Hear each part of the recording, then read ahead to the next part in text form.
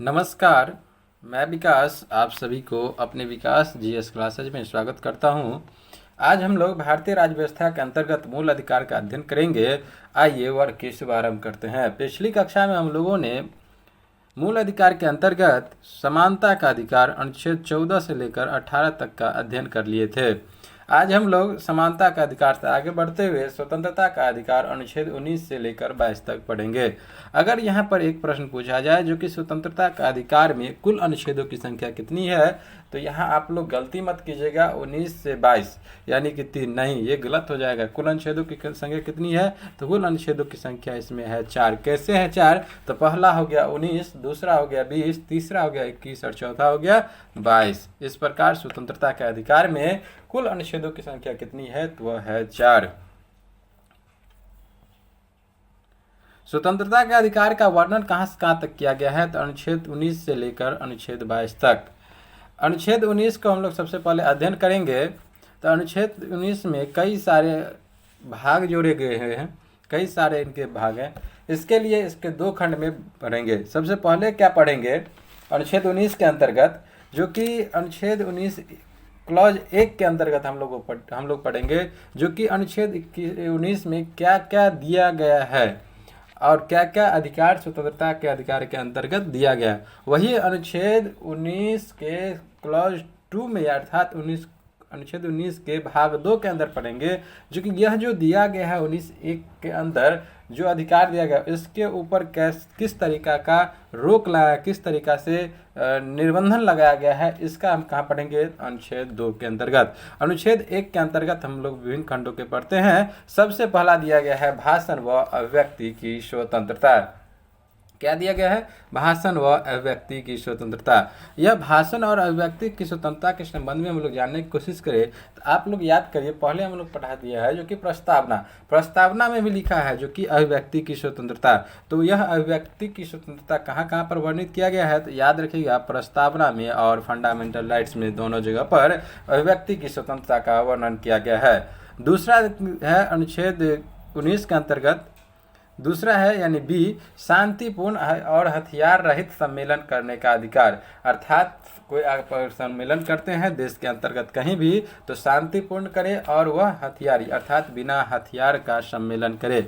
यह जो है यहाँ पर एक प्रश्न ये उठ सकता है जो कि हथियार रहित तो क्या सिख धर्म के जो लोग होते हैं वे अपने साथ, खास करके जब वो गुरुद्वारा में जाते हैं तो वहाँ पर कृपान लेकर जाते हैं। तो बड़ी संख्या में जब वो लोग, सभी सिख संप्रदाय के लोग जब गुरुद्वारा में जाते हैं तो ऐसा लगता है जो कि सभी लोग हथियार के साथ आए हैं, लेकिन वह हथियार सिख धर्म से संबंध समझने की कोशिश करें तो यह जो वहाँ जो हथियार रखने का अभिप्राय है वह उसका संबंध है आर्टिकल 25 से। आर्टिकल 25 क्या कहते हैं, इसके अंतर्गत हम लोग देखने की कोशिश करें। हमेशा ध्यान में रखिएगा, आर्टिकल 25 को वहाँ पर वर्णन किया गया है जो सभी लोगों को, आर्टिकल 25 के अंदर क्या कहा गया है, जो कि सभी लोगों को अपने धर्म के अनुरूप आचरण करने की स्वतंत्रता है। क्या करने की है? अपने धर्म के अनुरूप आचरण करने की स्वतंत्रता है। अर्थात कैसी आचरण, जिस पर इस आचरण के संबंध में ये जानने की कोशिश करें,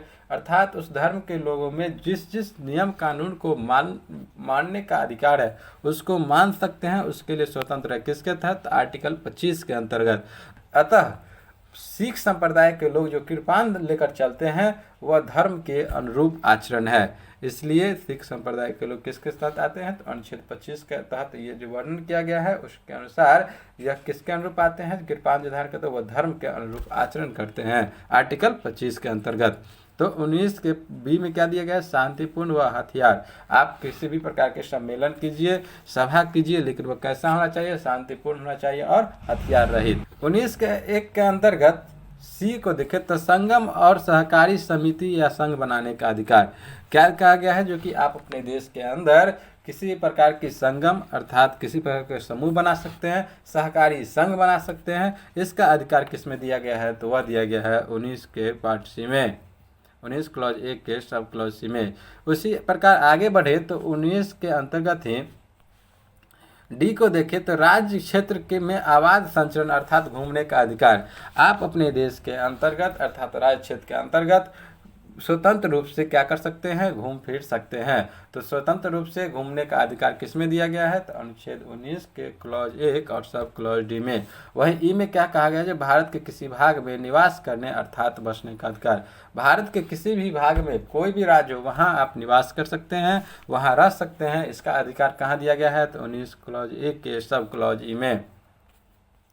वहीं एफ की बात करें तो व्यापार वाणिज्य करने का अधिकार, अर्थात भारत में किसी भी एरिया में किसी भी राज्य में आप स्वतंत्र रूप से व्यापार और वाणिज्य करने का अधिकार कहाँ दिया गया है आपको, तो वह क्लॉज 19 के क्लॉज 1 सब क्लॉज एफ में। तो यहाँ पर कुल 6 अधिकार थे। कौन कौन से अधिकार थे, तो पहला था जो कि शांतिपूर्ण व हथियार रहित सम्मेलन करने का अधिकार, पहला था जो कि भाषण और अभिव्यक्ति की स्वतंत्रता।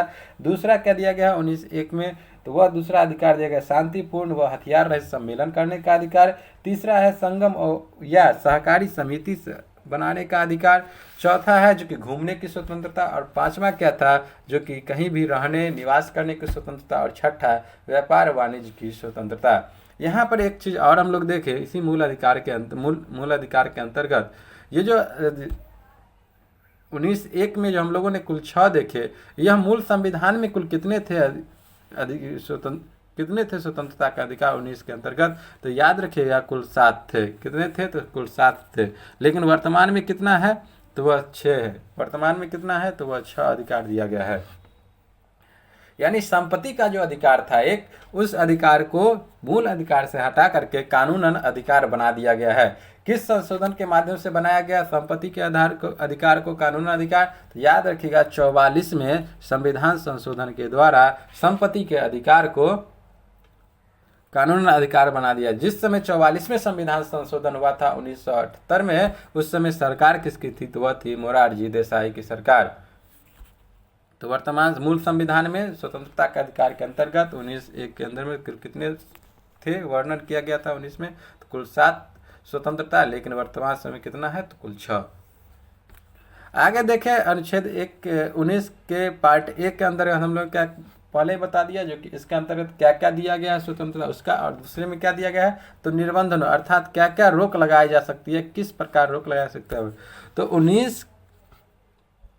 अनुच्छेद 19 के क्लॉज 2 के अंतर्गत ही, क्लॉज 2 के अंतर्गत ही 2 से लेकर 6 तक, क्लॉज 2 के पहले भाग में हम लोग देखा और दूसरे भाग में देखे, तो अनुच्छेद 19 के क्लॉज 2 से लेकर के क्लॉज 6 तक निर्बंधन अर्थात रोक लगाने के अधिकार।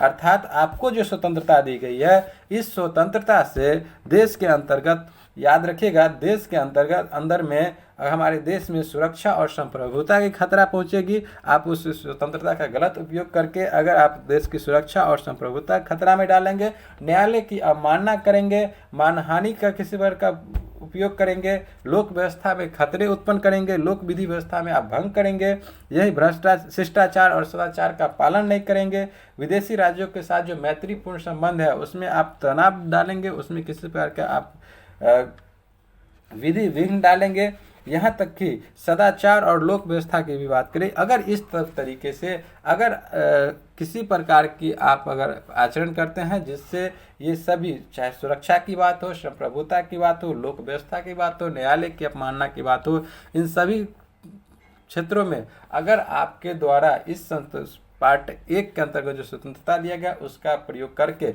अगर गलत उपयोग करेंगे, अर्थात ये जो बताए आपको, जो कि संप्रभुता, मानना, मानहानि, इस तरीका का अगर कुकृत्य करेंगे तो आप पर रोक लगा दिया जाएगा। तो 19(2) से 6 तक क्या दिया गया है, तो निर्बंधों की व्याख्या।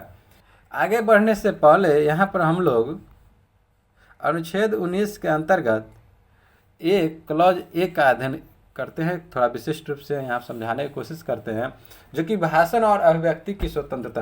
भाषण का क्या अर्थ हो गया, जो कि आपको बोलने की स्वतंत्रता है। लेकिन याद रखिएगा जो हमने बताया, जो कि रोक लगाने का, अर्थात जो भी इसके अंतर्गत बताया गया है, जो कि आप इस तरीके का भाषण का प्रयोग नहीं करेंगे जिससे कि संप्रभुता, अवमानना, लोक व्यवस्था, भ्रष्टाचार, शिष्टाचार, सदाचार और अपराध में वृद्धि हो, इस प्रकार का भाषण नहीं देना है। तो क्या कर सकते हैं। इसके अतिरिक्त आप भाषण व अभिव्यक्ति की स्वतंत्रता दी गई है। तो भाषण का अर्थात बोलना। वही अभिव्यक्ति की स्वतंत्रता की बात करें तो आप किसी भी व्यक्ति के सामने कहीं पर अभिव्यक्त कैसे करेंगे, अपने विचार कैसे साझा करेंगे, कैसे व्यक्त करेंगे, तो उसको याद रखिएगा। आप बोल करके साझा कर सकते हैं, अभिव्यक्त कर सकते हैं, गाना गा करके, डांस करके, कहानी के माध्यम से, चुप रह करके अर्थात मन रखकर, पेंटिंग के माध्यम से, कार्टून के माध्यम से, इन सभी उपयुक्त किस किस तरीके से व्यक्त कर सकते हैं। तो मान के चलिए बोल करके, गाना गा करके, नाच करके, कहानी के माध्यम से, चुप रह करके, पेंटिंग के माध्यम से या कार्टून के माध्यम से भी आप अभिव्यक्त कर सकते हैं। अब आप लोग एक बात ये बताइए, क्या सूचना का अधिकार आरटीआई क्या सूचना का अधिकार मूल अधिकार के अंतर्गत है? जी नहीं, सूचना का अधिकार मुख्य रूप से बात किया जाए तो मूल अधिकार के अंतर्गत अर्थात मूल अधिकार का भाग नहीं है।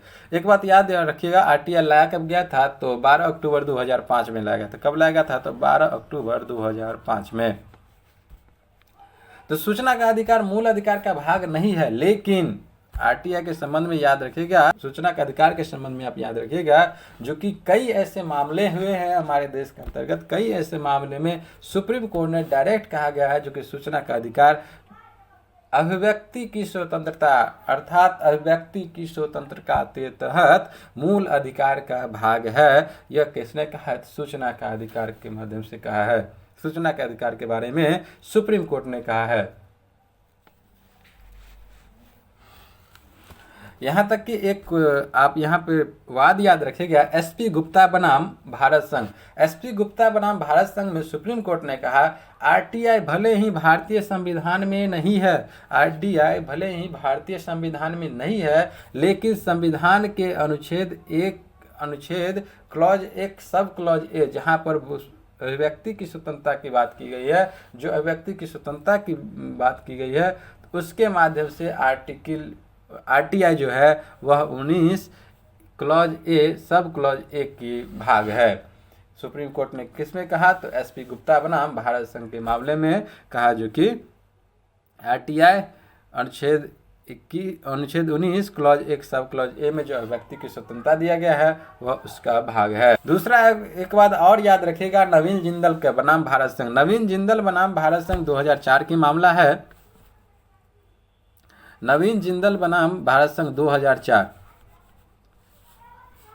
इसमें क्या हुआ था वो समझ ले, जो कि नवीन जिंदल एक बहुत बड़े एक तो कांग्रेसी नेता है और दूसरी बात याद रखिएगा जो कि ये बहुत बड़े उद्योगपति हैं। इन्होंने अपने कारखाने पर अर्थात किसने? तो नवीन जिंदल ने अपने कारखाने पर तिरंगा झंडा फहराया था। इसके लेकर के उन पर केस हो गई नवीन जिंदल के ऊपर और उन्होंने कोर्ट में साझा किया, कोर्ट में गए। तो नवीन जिंदल बनाम भारत संघ में सुप्रीम कोर्ट ने कहा, जो कि कोई भी व्यक्ति अपने फैक्ट्री, अपने घर पर तिरंगा फहराता है तो वह 19 के अंतर्गत अभिव्यक्ति की स्वतंत्रता के अनुरूप होगा। नवीन जिंदल बनाम भारत संघ में भी सुप्रीम कोर्ट ने क्या कहा, जो कि कोई भी व्यक्ति अगर अपने घर पर या अपने फैक्ट्री पर अगर तिरंगा झंडा फहराता है, हमारे देश की जो तिरंगा है उसको फहराता है, तो वह भी अनुच्छेद 19 के अभिव्यक्ति की स्वतंत्रता के भाग के रूप में होगा।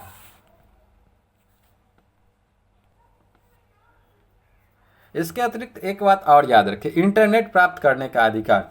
क्या इंटरनेट प्राप्त करने का अधिकार क्या है? मूल अधिकार के अंतर्गत शामिल है। बिल्कुल, इंटरनेट प्राप्त करने का भी जो अधिकार है वह मूल अधिकार के अंतर्गत ही है। किसके अंतर्गत? वह भी अभिव्यक्ति की स्वतंत्रता। आप इंटरनेट के माध्यम से आज की डेट में फेसबुक और व्हाट्सएप के माध्यम से आप अपने आप को व्यक्त करना चाहते हैं, आप अपना विचार साझा करते हैं, तो वह भी 19 एक पार्ट ए यानी 19 क्लॉज 1 सब क्लॉज 1 के अंतर्गत ही आता है इंटरनेट प्राप्त करने की आवश्यकता। और इसके अतिरिक्त आप याद रखिएगा, जो हमने निर्बंधन की बात की थी 19 के दूसरे खंड के अंतर्गत निर्बंधन, अगर आपका इंटरनेट को बाधित किया जाता है तो अगर किस प्रकार से बाधित किया जाएगा, क्योंकि सरकार को अगर लगेगी जो कि इंटरनेट का यूज करके वर्तमान समय में या किसी प्रकार का कोई कानून, जैसे कि सीएए के संबंध में कई जगह पर इंटरनेट को बंद किया गया था, तो इस स्थिति में ये देखा गया था जो कि इंटरनेट पर कई लोग सवाल उठा रहे थे ये मेरा मूल अधिकार है। बिल्कुल, क्योंकि उस समय सरकार को ये लग रहा था जो कि ये इंटरनेट का प्रयोग करके हमारे देश में जो सुरक्षा और संप्रभुता है या लोक व्यवस्था उसको भंग किया जा सकता है, तो इस प्रकार से इंटरनेट पर रोक लगाया गया था, कुछ समय के लिए बंद किया गया था। तो इंटरनेट भी किस में आता है? तो व्यक्ति की स्वतंत्रता मूल अधिकार के अंतर्गत ही शामिल किया गया है। अब हम लोग आगे बढ़े अनुच्छेद 20 के अंतर्गत। अनुच्छेद 20 में क्या कहा गया है? जो कि अपराधों के लिए दोष सिद्धि के संबंध में संरक्षण। अगर कोई व्यक्ति अपराध किया है तो उसको क्या करना है? अपने आप को किस प्रकार से बचाव करना है, इसका वर्णन किसमें किया गया है? अपराधी को अपना खुद बचाव करने के लिए, अर्थात अपराधों के लिए दोष सिद्धि के संबंध में संरक्षण की प्रावधान कहा गया, तो वह किया गया अनुच्छेद 20 में। इसके अंतर्गत कुल 3 भाग हैं। पहला देखें, अनुच्छेद 20 क्लॉज 1 में भूतलक्षी दांडिक विधियों से संरक्षण। भूतलक्षी दांडिक विधियों से संरक्षण का अर्थ यहाँ समझे, जो कि जो व्यक्ति जिस समय अपराध किया, अगर कोई व्यक्ति जिस समय अपराध किया उसी समय के कानून के आधार पर उसे सजा दी जाएगी, अर्थात किसी नए कानून के तहत उस व्यक्ति को सजा नहीं दी जाएगी। अर्थात मान के चले जो कि बलात्कारी से संबंधित एक केस को याद करते हैं, एक कानून को हम लोग यहाँ देखने की कोशिश करते हैं। बलात्कारी, खास करके जो बच्चों के साथ जो बलात्कार होता है, उस बलात्कारी को फांसी की सजा का प्रावधान कब किया गया? तो 20 अप्रैल 2018 में। कब किया गया था? तो 2018 में, 20 अप्रैल 2018 में। और वह किसके साथ? बलात्कारी को फांसी का सजा कब किया गया? तो 20 अप्रैल 2018 में। लेकिन कोई व्यक्ति है जो कि अपराध कब किया? तो अपराध किया था 20 मई 2017 में। कब किया था? 20 मई 2017 में। और उसकी सुनवाई कब है? तो 27 फरवरी, मान के चले आज ही मान ले, जो कि 2021 में। बलात्कार किया 2017 में, लेकिन 2021 में या 2022 में उसकी सुनवाई है। तो इससे जो सजा दी जाएगी, इस बलात्कारी को जो सजा दिया जाएगा, वह सजा किस आधार पर दिया जाएगा? 2018 में जो वर्णित जो है फांसी की सजा, इसके आधार पर, या इससे पहले जो कानून था 2017 में, इसके आधार पर? भले सुनवाई आज हो, 2022 में हो, तो 2022 में भी अगर इसकी सजा की सुनवाई की जाएगी को अदालत में, तो इसे सजा दिया जाएगा 2018 के तहत नहीं, इसे सजा दिया जाएगा 2017 के तहत ही। क्योंकि 20 क्लॉज 1 में साफ साफ लिख दिया गया है, जो व्यक्ति जिस समय अपराध करेगा उसी समय, अर्थात जिस दिन किया उसी दिन के जो कानून होगा, संविधान में लिखा हुआ हमारे न्यायालय में, उसी कानून के आधार पर उसे सजा दिया जाएगा, न कि दूसरे कानून के आधार पर। 20 क्लॉज 2 के अंतर्गत हम लोग देखें तो दोहरे दंड से संरक्षण, अर्थात कोई भी व्यक्ति अगर एक अपराध किया है तो एक अपराध के लिए उसे एक ही बार सजा दिया जाएगा, न कि उसे दोबारा, अर्थात 2 या 3 बार सजा दिया जाएगा। अगर कोई व्यक्ति मान के चले जो कि किसी प्रकार का अपराध किया, तो उसे अपराधी के तौर पर, अर्थात उसे सजा का प्रावधान जो है एक ही बार सजा दिया जाएगा, अर्थात एक अपराध के लिए एक ही सजा दी जाएगी, न कि एक से अधिक। एक अपराध के लिए कितनी सजा का? एक अपराध के लिए एक सजा का प्रावधान कहा किया गया है, तो वह किया गया है 20 क्लॉज 2 के अंतर्गत। अनुच्छेद 20(3) को देखें तो अपने ही विरुद्ध गवाही देने से संरक्षण, अर्थात किसी भी व्यक्ति को खुद के खिलाफ गवाही देने के लिए आप उससे बाध्य नहीं कर सकते हैं। जैसे कि यहाँ पर समझने की कोशिश करें, जो कि पुलिस किसी के साथ अगर मारपीट कर, किसी अपराधी के साथ अगर मारपीट करता है, मारता पीटता है, मेंटली टॉर्चर से ज़बरदस्ती पूछता है कि बताओ तुमने अपराध किया है या नहीं किया है, तो ऐसा व्यवहार जो किया जाएगा व्यक्ति के साथ, तो यह व्यवहार आर्टिकल 20 क्लॉज 3 का उल्लंघन माना जाएगा। इतना ही नहीं, जो कि नार्को टेस्ट, लाई डिटेक्टर और ब्रेन मैपिंग टेस्ट जो होता है, इन सभी टेस्टों पर भी रोक लगा दी है। अर्थात इसके तहत भी आप जो है अपराधी से टॉर्चर नहीं कर सकते हैं। अगर करते हैं तो वह 20 क्लॉज 3 का उल्लंघन माना जाएगा। इसके संबंध में एक कानून याद रखिएगा, सेल्वी वर्सेस कर्नाटका स्टेट के मामले। सेल्वी वर्सेस कर्नाटका स्टेट के मामले में सुप्रीम कोर्ट ने कहा, जो कि ये सभी पर सुप्रीम कोर्ट का निर्णय आया, जो कि ये जितने भी है नार्को टेस्ट या लाई डिटेक्टर और ब्रेन मैपिंग टेस्ट, ये 3 ऐसे टेस्ट हैं जिस पर ये सुप्रीम कोर्ट ने कहा था सेल्वी वर्सेस कर्नाटका स्टेट के मामले में, जो कि पूर्णतः रोक लगा दिया जाए। लेकिन यह जो नार्को टेस्ट या लाई डिटेक्टर या ब्रेन मैपिंग है, यह सभी के लिए नहीं, यह सिर्फ सामान्य अपराधी के लिए ही रोका गया है, जो कि समान अपराधी के ऊपर नार्को या लाई डिटेक्टर ब्रेन मैपिंग का प्रयोग नहीं होगा। लेकिन अगर कोई अपराधी महिला या देश के खिलाफ अगर करता है, किसी प्रकार का जघन्य अपराध करता है, तो उसके ऊपर नार्को टेस्ट, लाई डिटेक्टर और ब्रेन मैपिंग करवाया जा सकता है। बात करें अनुच्छेद 21। अनुच्छेद 21 में क्या कहा? प्राण एवं दैहिक स्वतंत्रता का संरक्षण अर्थात जीने का अधिकार किसमें वर्णित किया गया है? तो वह किया गया है अनुच्छेद 21 में। इस जीने का अधिकार के अंतर्गत हम लोग देखें, अर्थात सुप्रीम कोर्ट में इसे साफ साफ कहना है अनुच्छेद 21 के संबंध में, जो गरिमापूर्ण जीवन जीने का अधिकार, गरिमापूर्ण जीवन जीने का जब ये शब्द होगी तो यह काफ़ी विस्तृत हो गई। इसके अंतर्गत याद रखेगा शुद्ध पानी, आवास, शुद्ध पर्यावरण, शुद्ध हवा, ये सभी का अधिकार किसमें है? तो वह दिया गया है जो कि अनुच्छेद 21 के अंतर्गत। इससे संबंधित और भी देखें तो एक बात याद रखिएगा, मेनका गांधी जो कि संजय गांधी की पत्नी थी, Maneka Gandhi versus union of the India 1978 की मामला। इसमें क्या हुआ था जो कि मेनका गांधी क्यों यह चर्चा में रहा? क्योंकि मेनका गांधी का पासपोर्ट जो है तो भारत सरकार ने जब्त कर लिया था। तो भारत सरकार ने क्या किया था? मेनका गांधी का पासपोर्ट जब्त कर लिया। तो इसके आधार पर जब Maneka Gandhi versus union of the India जो मामला है, इसमें सुप्रीम कोर्ट ने कहा जो कि पासपोर्ट भी जो है आर्टिकल 21 के अंतर्गत आता है, अर्थात व्यक्ति का अधिकार है। किस प्रकार? जो कि व्यक्ति पासपोर्ट लेकर विदेश जाएंगे तो वहाँ कुछ अपनी ज्ञानार्जन करेंगे, किसी प्रकार के अपनी गरिमापूर्ण जीवन जीने के विषय में सोचेंगे, अपनी अच्छी तरीके से जीवन यापन करेंगे। इस प्रकार यह गरिमापूर्ण जीवन जीने के लिए संबंध के अंतर्गत ही है, अर्थात प्राण एवं दैहिक स्वतंत्रता के अंतर्गत ही है पासपोर्ट। तो पासपोर्ट को भी किसमें शामिल किया गया? विदेश जाने को भी किसमें शामिल किया गया? तो आर्टिकल 21 के अंतर्गत। यहाँ याद रखिए निजता का अधिकार, राइट टू प्राइवेसी, यह भी किसमें शामिल है? तो आर्टिकल 21 के अंतर्गत ही। यहाँ तक कि आधार कार्ड का मामला जो था 2017 में Puttaswamy versus union of the India, यह मामला भी अर्थात आधार कार्ड भी है किसके अंतर्गत? अनुच्छेद 21 के अंतर्गत। इसके अंतर्गत पर्यावरणविद एक है जिसके मामले में एक चीज़ याद रखें जो कि MC मेहता बनाम भारत सरकार, अर्थात MC Mehta versus union of India में सुप्रीम कोर्ट ने कहा जो कि शुद्ध पर्यावरण का अधिकार भी किसमें है? तो वह आर्टिकल 21 के अंतर्गत। अगर इस प्रकार की सुविधाएं अगर नहीं मिलती है तो वह अनुच्छेद 21 का उल्लंघन माना जाएगा। आगे देखें मरने का अधिकार। क्या मरने का अधिकार आर्टिकल 21 के अंतर्गत मूल अधिकार है? जी नहीं, साफ तौर पे तो नहीं लिखा गया है मरने का अधिकार। मरने का अधिकार को संविधान में कहीं भी नहीं लिखा गया है जो कि मरने का अधिकार देता है संविधान।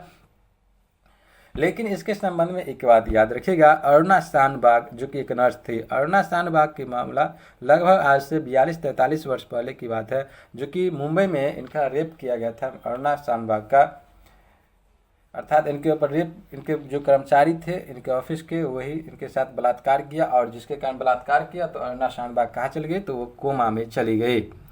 तो इसके मामले में सुप्रीम कोर्ट में केस दर्ज किया है। तो सुप्रीम कोर्ट ने फैसला किया और Aruna Shanbaug versus union of the India में सुप्रीम कोर्ट ने फैसला सुनाया जो कि हमारा संविधान, पहला क्या बताया सुप्रीम कोर्ट, जो कि हमारा संविधान जीने का अधिकार देता है लेकिन मरने का अधिकार नहीं देता। पहला क्या कहा सुप्रीम कोर्ट ने, जो कि हमारा संविधान जो है वह जीने का अधिकार तो देता है लेकिन मरने का अधिकार नहीं देता। इसी फैसले में, अरुणा शानबाग वाले फैसले में ही सुप्रीम कोर्ट ने कहा था, दूसरा बात कहा था, जो कि मरने का अधिकार तब देगा जब किसी व्यक्ति को असाध्य बीमारी हो। कब देगा मरने का अधिकार कोर्ट या संविधान? जब किसी व्यक्ति को असाध्य बीमारी हो, अर्थात जीने की संभावना नहीं हो। इसके लिए क्या किया जाएगा? असाध्य बीमारी कैसे हो, अगर होगा या नहीं है, इसकी जांच कैसे किया जाता है? तो 4 डॉक्टर का एक बोर्ड शामिल होंगे, 4 डॉक्टरों का एक बोर्ड होगा जो साबित करे जो कि यह अब नहीं जी सकती, इनके जीवन जीना बहुत ही मुश्किल है। तो इस स्थिति में मरने का अधिकार भी दिया जा सकता है। तो Aruna Shanbaug versus union of the India याद रखिएगा। अगला देखें नींद का अधिकार। क्या नींद का अधिकार मौलिक अधिकार है? बिल्कुल, नींद का अधिकार भी अनुच्छेद 21 के भाग ही है, अर्थात गहरी नींद में हर व्यक्ति को गहरी नींद लेने का अधिकार है। गहरी नींद लेने का अधिकार है, वह अधिकार का वर्णन किसमें किया गया? अनुच्छेद 21 के अनुसार। इसके अंतर्गत में याद रखिएगा रामदेव बाबा को जो उठाया गया था दिल्ली में रात को, तो उसी समय यह चर्चा में रहा जो कि नींद का अधिकार, तो उसमें सुप्रीम कोर्ट ने बताया था जो कि हर व्यक्ति को गहरी नींद लेने का अधिकार है। अगला देखें तो अनुच्छेद 21 के अंतर्गत ही, अनुच्छेद 21 के अंतर्गत ही अनुच्छेद 21A। अब ये देखिए कैपिटल ए है तो कैपिटल ए का मतलब जहाँ भी लगा रहो जिस आर्टिकल में, तो उसका सीधे याद रखेगा वो जो बाद में जोड़ा गया। कब जोड़ा गया? तो बाद में जोड़ा गया, अर्थात मूल संविधान में नहीं था। तो अनुच्छेद 21A के अंतर्गत ये कहा गया है जो कि राज्य 6 से 14 वर्ष के बच्चों को अनिवार्य एवं निःशुल्क शिक्षा देगा। अर्थात राज्य के द्वारा क्या की जाएगी, देश में जो 6 से 14 वर्ष के बच्चे होंगे उसे निःशुल्क और अनिवार्य प्राथमिक शिक्षा दी जाएगी। इसे जोड़ा कब गया? तो 86वें संविधान संशोधन 2002 के द्वारा अनुच्छेद 21A को जोड़ा गया। आगे देखें तो अनुच्छेद 22 मनमानी गिरफ्तारी और निवारक नज़रबंदी में संरक्षण। किसी भी व्यक्ति को और मनमानी तरह से गिरफ्तार किया जाए, अगर गिरफ्तार किया गया है और निवारक नज़रबंदी है, निवारक नज़रबंदी क्या होगा उसके संबंध में समझेंगे। तो मनमानी गिरफ्तारी और निवारक नज़रबंदी में संरक्षण का प्रावधान किसमें किया गया है? तो अनुच्छेद 22 में। अनुच्छेद 22 के अंतर्गत कहा गया है जो अगर किसी व्यक्ति को गिरफ्तार किया जाता है तो उस गिरफ्तार व्यक्ति को किन किन अधिकार है उसका भी वर्णन किया गया है। अगर किसी व्यक्ति को गिरफ्तार किया जाता है तो उसके पास 3 अधिकार है। पहला क्या अधिकार है जो कि गिरफ्तार करने का कारण, क्यों गिरफ्तार किया गया इसके कारण, अर्थात गिरफ्तारी को अपने गिरफ्तार होने का कारण जानने का अधिकार है पहला। दूसरा याद रखें जो कि अपने पसंदीदा वकील से सहायता लेने का अधिकार। जो व्यक्ति गिरफ्तार हुए हैं उसे यह भी अधिकार है जो कि अपने पसंद के कानूनविद अर्थात जो वकील होंगे उससे सहायता लेने का अधिकार है। और 24 घंटा के भीतर, 24 घंटा के अंदर मजिस्ट्रेट के समक्ष उपस्थित होने का अधिकार किसको है? तो गिरफ्तारी को। अनुच्छेद 22 के अंतर्गत क्या कहा गया है जो कि मनमानी गिरफ्तारी और निवारक नज़रबंदी में संरक्षण, अर्थात गिरफ्तारी व्यक्ति को क्या क्या अधिकार है? तो पहला अधिकार है जो कि गिरफ्तार हुआ है तो गिरफ्तारी जानने का अधिकार, क्यों गिरफ्तार किया गया। दूसरा अधिकार है जो कि अपने पसंद के वकील किससे सहायता लेने का अधिकार। और तीसरा है जो कि 24 घंटे के अंदर मजिस्ट्रेट के समक्ष उपस्थित होने का अधिकार। मान के चले जो कि किसी व्यक्ति को गिरफ्तार किया गया, गिरफ्तार करने के बाद उसे थाना लाया गया। अब थाना में पुलिस ने उन्हें गिरफ्तार किया और यहाँ पे क्या कहा गया, 24 घंटा के भीतर उसे मजिस्ट्रेट के समक्ष उपस्थित रहना है। तो 24 घंटा कैसा होगा उसके संबंध में याद रखें। जो कि मान के चलिए गिरफ्तार किया गया 6 बजे गिरफ्तार किया गया, किसी भी समय मान के चलिए गिरफ्तार किया गया, तो जहाँ पर गिरफ्तार करने से लेकर के गिरफ्तार करने के बाद जो थाना में रखा गया उस थाना से मजिस्ट्रेट के यानी जो जज होंगे उसके पास ले जाने में जो समय लगेगा उस समय को छोड़ करके 24 घंटा होना चाहिए। जाने में जो भी 2 घंटा 4 घंटा या 10 मिनट का समय लगे उस समय को नहीं काउंट किया जाएगा 24 घंटा के अंतर्गत। लेकिन यह अधिकार जो है 2 व्यक्ति को प्राप्त नहीं होते हैं। कौन कौन सा अधिकार? तो ऊपर में जो है गिरफ्तारी का कारण, वकील से सहायता और मजिस्ट्रेट के समक्ष उपस्थित, ये तीनों अधिकार 2 व्यक्ति को नहीं प्राप्त होते हैं। किस किस को नहीं प्राप्त होते हैं? तो शत्रु अन्य देशीय, पहला किसको? तो शत्रु देश के जो नागरिक होंगे उसको, और दूसरा निवारक नज़रबंदी के तहत गिरफ्तार। अब देखें दूसरे को, पहला देखें शत्रु देश के जो नागरिक, इसके अंतर्गत देखिए जिस देश के साथ भारत का क्या चल रहा है, युद्ध चल रहा है, उस युद्ध चलते समय जिस देश के साथ युद्ध चल रहा है उसी देश के अगर व्यक्ति को गिरफ्तार किया जाएगा तो उस व्यक्ति को ये जो 3 अधिकार थे ये तीनों अधिकार नहीं दिया जाएगा। दूसरा है निवारक नज़रबंदी के तहत गिरफ्तार व्यक्ति। निवारक नज़रबंदी या निरोध अर्थात प्रिवेंशन डिटेंशन की बात करें तो इसका अर्थ होता है जो किसी व्यक्ति को अपराध किए बिना, मान के चले जो कि अपराध नहीं किया है लेकिन फिर भी गिरफ्तार किया है। क्यों गिरफ्तार किया जाएगा? क्योंकि यह भविष्य में अपराध किए जाने की आशंका के आधार पर गिरफ्तार कर ले तो उसे निवारक नज़रबंदी कहते हैं। निवारक नज़रबंदी क्या कहते हैं? जो कि कोई भी व्यक्ति है जिससे ये लगता है कानून व्यवस्था को जो कि इस व्यक्ति के द्वारा भविष्य में कभी भी क्या हो सकती है, भविष्य में कभी भी जो है इसके द्वारा अपराध होने की आशंका अर्थात अपराध ये कर सकते हैं, उस आधार पर अर्थात आशंका के आधार पर जो गिरफ्तार किया जा सकता है उसे कहते हैं निवारक नज़रबंदी। तो निवारक नज़रबंदी और शत्रु देश के जो व्यक्ति होंगे इस दोनों व्यक्ति को कौन सा अधिकार नहीं दिया जाएगा? तो अपने गिरफ्तारी का कारण जानने का अधिकार, अपने पसंदीदा वकील से सहायता लेने का अधिकार और 24 घंटे के अंदर मजिस्ट्रेट के समक्ष उपस्थित होने का अधिकार नहीं दिया जाएगा इन 2 व्यक्तियों को। अब हम एक बात और याद रखें जो कि यह निवारक नज़रबंदी तो समझ गए जो कि आशंका के आधार पर जिसे गिरफ्तार किया जाता है। निवारक नज़रबंदी जो है वह संघ यह जो है निवारक नज़रबंदी संबंधित कानून की अगर बात करें तो ये इसके संबंध में बात करें तो यह समवर्ती सूची का विषय, निवारक नज़रबंदी क्या है तो यह एक समवर्ती सूची का विषय है जिस पर संघ और राज्य सरकार दोनों कानून बना सकते हैं। जो भी निवारक नज़रबंद संबंधी कानून है जो भी है उसमें समवर्ती सूची का भाग है और इस पर केंद्र और राज्य दोनों, जैसे कि केंद्र के स्तर पर कानून की बात करें देखें तो मीसा, टाडा और पोटा यह तीनों को हालांकि वर्तमान में रद्द कर दिया गया है और एनएसए नेशनल सिक्योरिटी एक्ट ससुका राष्ट्रीय सुरक्षा कानून लाया गया है। कौन सा? मीसा, टाडा, पोटा को रद्द करके केंद्र स्तर पर एनएसए नेशनल सिक्योरिटी एक्ट रासुका राष्ट्रीय सुरक्षा कानून को लाया गया है। और राज्य स्तर की बात करें तो वह है MCOCA, Maharashtra control of organisation crime act, UP control of organised crime act. तो यह राज्य स्तर पर तो निवारक नज़रबंदी कानून समवर्ती सूची की है जिस पे केंद्र और राज्य दोनों अपना अपना कानून बना सकते हैं। केंद्र स्तर पर रासुका और राज्य स्तर पर देखिए एग्जाम्पल मकोका और यूपी कोका।